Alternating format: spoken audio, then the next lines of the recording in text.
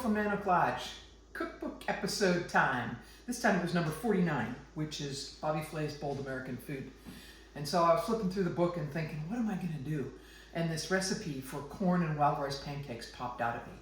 In the book, he suggests it's a great accompaniment for chicken or fish. So it actually is the starch and the side dish I would just slather with some butter when you got some great veggies and maybe a wonderful piece of grilled chicken or fish.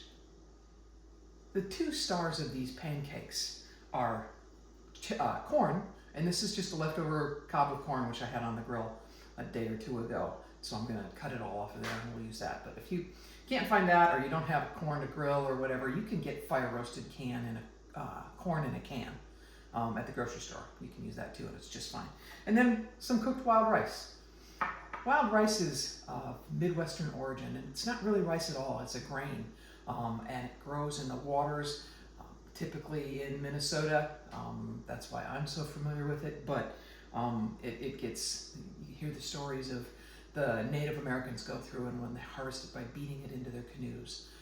And so wild rice itself is still fairly common in the Midwest, but outside of that, not so you can get it in your grocery store, but not as commonly used, and it's really delicious. It's got a nutty flavor, and so when you make these pancakes, you'll see how wonderful wild rice is.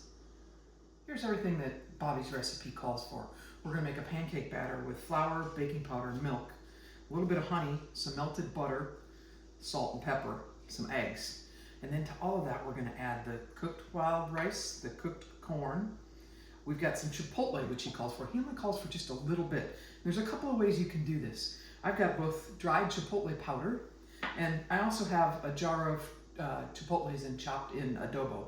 Now, I like to look for the ones with the jar and the lid instead of the can, because I can just close this up and put it back in my fridge. But if all you can find is the can, then it seems like you're opening a can for like a quarter teaspoon or half a teaspoon of chipotle, and that's not very cost effective or efficient. So that's why I have dried chipotle powder. You'll use less of it than you will this, because it's dried, it's concentrated, its flavor. But this will keep for a long time in your pantry. So use what you have on hand, and if you need to buy some, great. Buy this probably. Unless you use a lot of chipotle, then get this. We've got some green onions and some fresh cilantro. Everything is set and ready to go. Milk, flour, baking powder, salt and pepper. Calls for a little bit of honey. We'll just pour a little in. Melted butter and my beaten eggs. That'll be the batter of the pancake. And then all our mix-ins, our wild rice, sliced green onions, corn, cilantro, and our diced chipotle peppers. We're ready to go.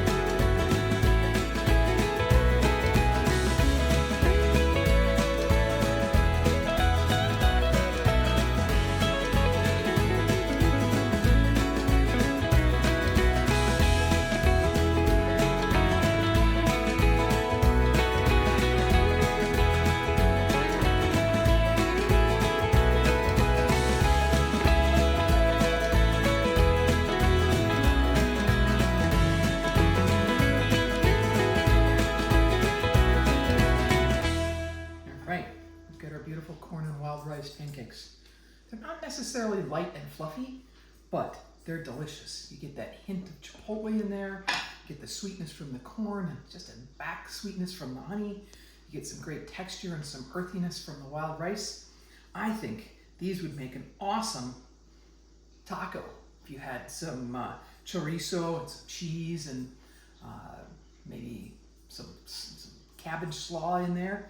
I think they'd be great taco shells, little puffy taco shells. Anyway, thanks to the inspiration from Bobby Flay's Bold American Food, we have corn and wild rice pancakes.